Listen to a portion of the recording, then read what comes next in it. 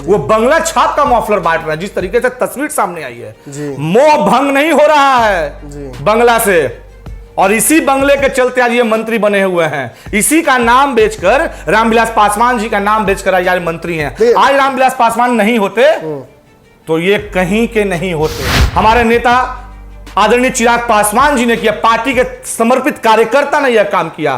सौरभ पांडे ने दिन दुगनी रात चौगनी उन्होंने किया काम। क्या अपने के लिए? नहीं, प्रिंस राज जी को लिए। और पशुपति कुमार पारस चाचा सौरभ पांडे जी को लेकर के लगातार उनको बदनाम कर रहे थे। आज हमारी मां की सिंदूर अगर उठी तो उसके जिम्मेवार व्यक्ति पशुपति कुमार पारस चाचा हैं कि रामविलास पासवान हमारे पिता स्वरूप थे, पिता थे, और आज हमारी मां जो रीना पासवान है वो हमको मां का ही दर्जा देते हैं। तो आपको सौरभ पांडे को, इन लोगों को लगा नहीं कि पशुपति पारस कभी भी धोखा दे सकते हैं? नहीं, जब हमारे नेता जब टाइफाइड से ग्रसित थे तो प्रिंस राज जी पूछते थे फोन करके कि भैया का तबीयत ठीक है या नहीं ठीक है जी। मतलब इसको कहने का तात्पर्य अगर जोड़ लिया जाए तो जिंदा है कि नहीं जिंदा है।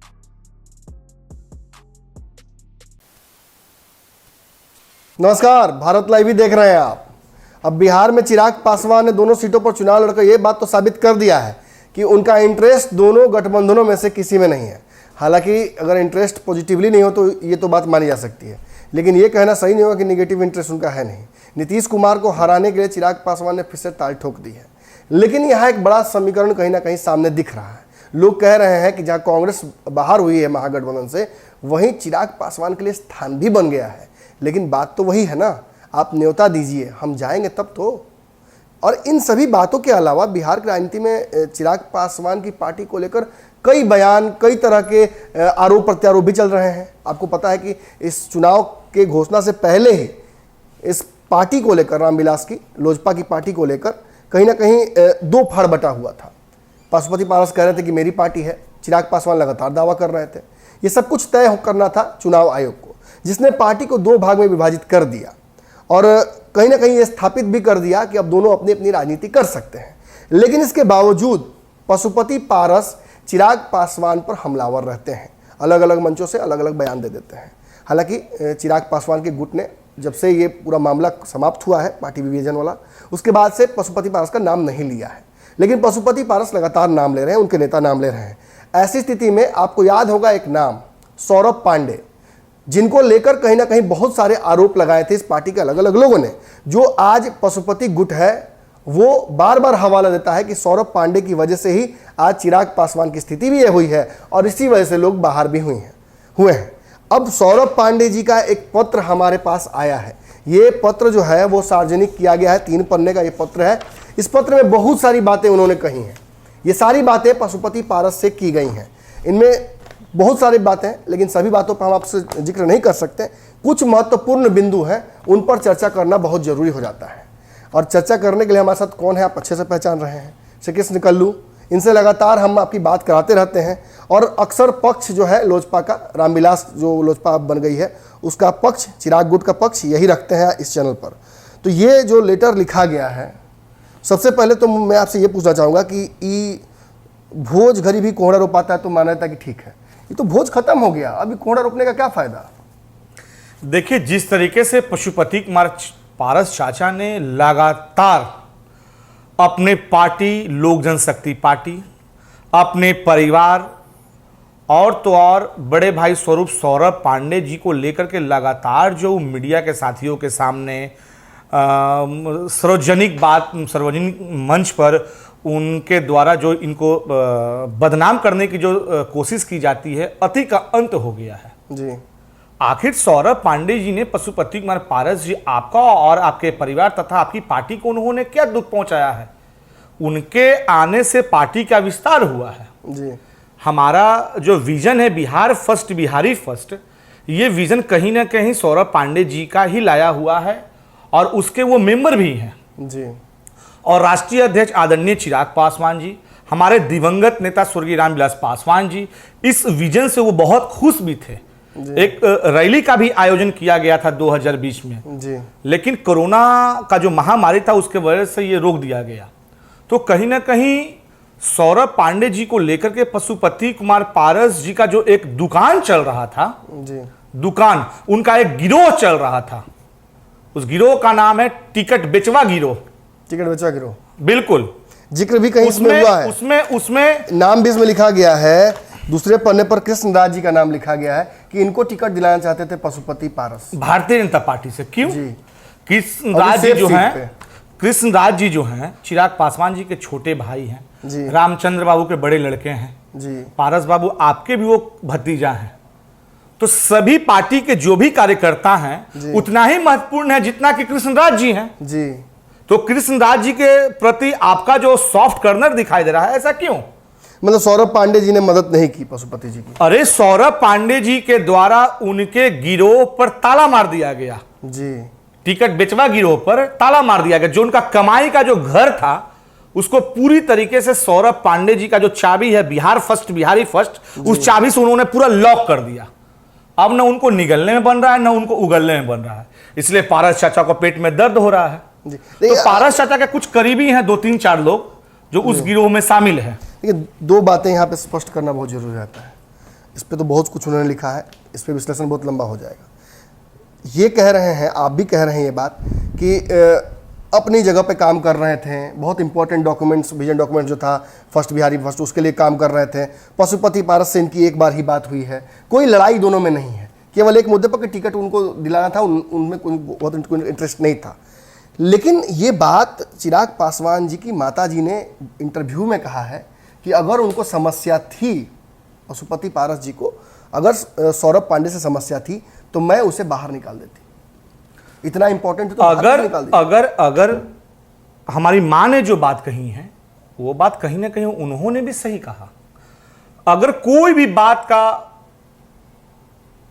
था तो उसको हम लोग बंद कमरे में बैठ के सोल्यूशन कर लेते। अगर हमको लगता कि सौरभ पांडे हमारे बीच में रोड़ा है तो जैसा कि मां ने कहा, देखिए, हाँ, सौरभ पांडे नेता थोड़े हैं, उन्हें बाहर किया जा सकता है। नहीं, वो पार्टी के सलाहकार हैं, वो विजन डॉक्यूमेंट के मेंबर हैं, वो एक सलाहकार के तौर पे पार्टी में बहुत अच्छा उनके द्वारा जो दिया जा रहा था, जो सॉल्यूशन जो दिया जाता था, उनके जो किया गया कार्य बहुत ही अच्छा था।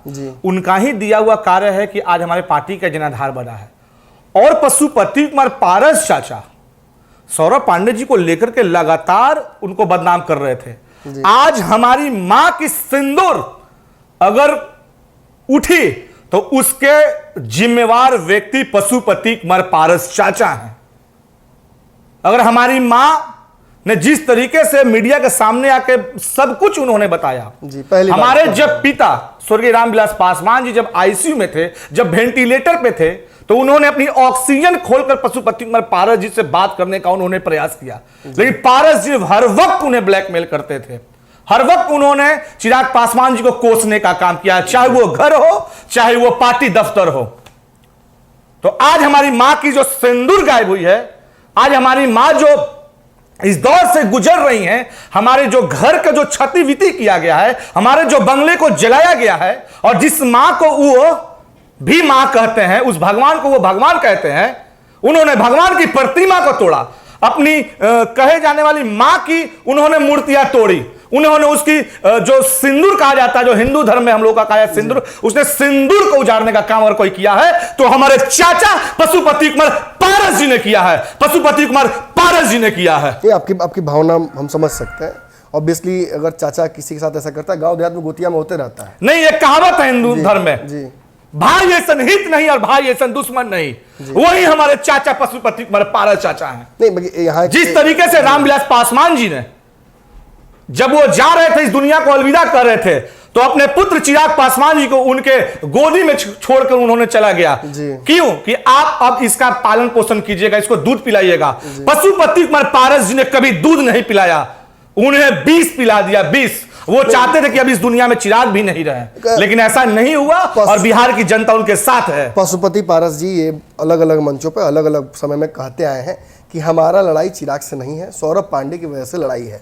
आप कह रहे हैं सौरभ पांडे बहुत महत्वपूर्ण आपकी पार्टी के लिए थे, है कि नहीं, इस पर बहुत संशय है, क्योंकि बीच में खबर हमें भी प्राप्त हुई थी कि सौरभ पांडे को आप लोगों ने बिल्कुल ही क्लिनिकली पार्टी से थोड़ा अलग किया था। जब आपको एहसास हुआ कि सौरभ पांडे की वजह से समस्याएं पार्टी में बढ़ रही हैं, विरोध बढ़ रहा है और पशुपति पारस गुट को साधने के लिए या जो भी करने के लिए सौरभ पांडे का कद पार्टी में आप लोगों ने कम किया, क्या ये बात आप मानते हैं? देखिए, जिस तरीके से लगातार आरोप प्रत्यारोप का जो दौर चल रहा था, पशुपति कुमार पारस जी जिस तरीके से कोस रहे थे सिर्फ और सिर्फ अपने एक कुर्सी के लालच में, नीतीश कुमार जी के षड्यंत्र के तहत ये पूरा प्लान को रचा गया था, तो कहीं ना कहीं सौरभ पांडे जी को ऐसा महसूस हुआ, ऐसा लगा कि अगर हमारे वजह से अगर परिवार टूट रहा है जी, और हमारे न रहने से अगर परिवार जुड़ जाए तो बहुत अच्छा है। वो अलग नहीं थे, मैं आपको बता दूं, वो साथ में थे, कदम से कदम मिलाकर चल रहे थे। और सौरभ पांडे जी का ही देन है कि आज हमारे बिहार में जो 7% वोट आया है, जो 25 लाख मत आया है, ये सौरभ पांडे जी का ही देन है। तो वो पार्टी में है अभी? बिल्कुल है, थे, और मैं आशा करता हूं, मैं उनसे आग्रह करता हूं कि सदैव रहें और पार्टी को आगे की ओर वो ले जाएं। इसमें और भी आरोप उन्होंने लगाए हैं। उन्होंने कहा है कि कई घटनाओं पर आपने कहा है, जो कि ये पशुपति पारस ने खुद कहा है कि कई जगहों पर जब हम मिलने जाते थे तो वो मिलने नहीं देते थे, समय नहीं दिया करते थे चिराग पासवान से मुलाकात करने का, एक गेट दरबान बन जाया करते थे, गेटमैन, और वो संवाद नहीं होते थे चाचा भतीजा के बीच में। तो ये तो बड़े आरोप है ना। देखिए, ये कतई गलत बात है। अगर वो गेट के कीपरमैन बनते थे तो प्रिंस राज जी को चुनाव कौन लड़वाया? प्रिंस राज जी के क्षेत्र में जाकर के मेहनत किसने किया? क्या पशुपति कुमार चाचा जी ने किया? अगर किया तो वो सब तत्काल मीडिया के सामने वो प्रूफ करे। सौरभ पांडे जी ने मेहनत किया, हमारे नेता आदरणीय चिराग पासवान जी ने किया, पार्टी के समर्पित कार्यकर्ता ने यह काम किया। सौरभ पांडे ने दिन दुगनी रात चौगनी उन्होंने किया काम। क्या अपने के लिए? नहीं, प्रिंस राज जी को लिए, अपनी पार्टी लोक जनशक्ति पार्टी के लिए।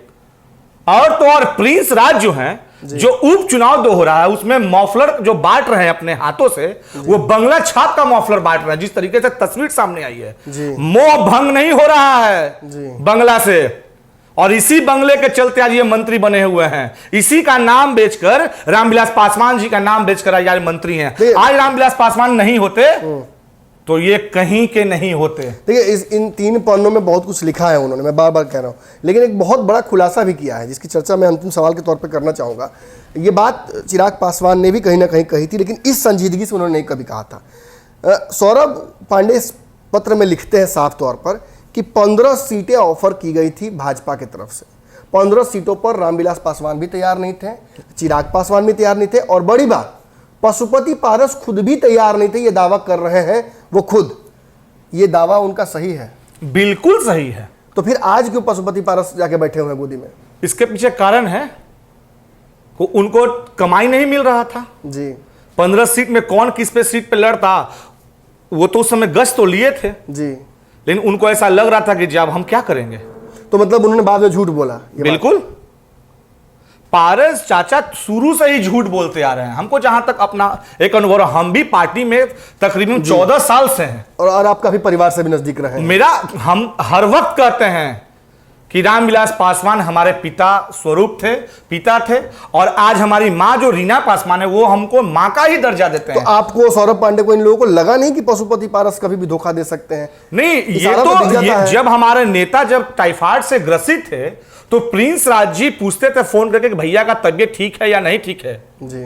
मतलब इसको कहने का तात्पर्य अगर जोड़ लिया जाए तो जिंदा है कि नहीं जिंदा है जी। ये प्रिंस राज जी को आंख में जरा भी शर्म नहीं है कि उन जो स्कूल जाते थे, जो पीटी जो कहा जाता है डायरी, उसमें साइन जो होता था, उस जो पीटी जो डायरी को वो लिखते थे, वो मेरे नेता आदरणीय चिराग पासवान जी लिखते थे। जिस प्रिंस राज जी को एक मामूली सा व्यक्ति से उन्हें संसद तक पहुंचाया, उस व्यक्ति को उन्होंने पीठ में छुरा मार दिया। प्रिंस जी, ईश्वर कभी आपको माफ नहीं करेगा। पशुपति कुमार पारस चाचा, आपको स्वर्ग में कभी भी जगह नहीं मिलेगा।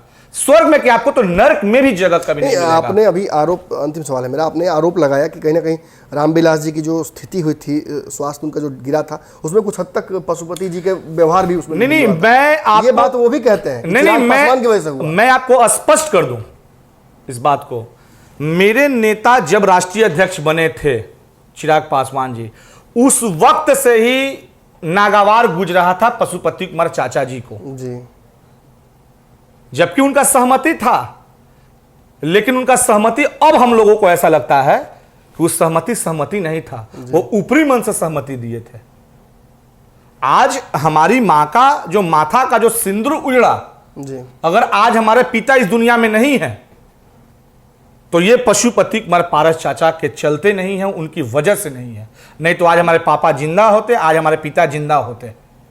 बहुत बड़ा आरोप लगा रहे हैं श्री कृष्ण कल्लू, साथ में सौरभ पांडे की जो 3 पन्नों का ये लेटर है, ये कहीं ना कहीं चिराग पासवान की तरफ से एक सवालों की बौछार है जो पशुपति पारस के समक्ष एक आईने की तरह खड़ा हो गया है। बहुत जगहों पे, बहुत सार्वजनिक मंचों पर पशुपति पारस अभी भी नाम लेकर कह रहे हैं सौरभ पांडे का, अब आरोप लगा रहे हैं बहुत सारा। ऐसे में ये जो सवाल है जो पूछा गया है सौरभ पांडे के द्वारा, चूंकि सौरभ पांडे पॉलिटिकल आदमी नहीं है तो वो किसी मीडिया चैनल पर आकर ये बात नहीं पूछेंगे, तो इन्हीं के माध्यम से, अपने पार्टी के लोगों के माध्यम से वो सवाल पूछ सकते हैं।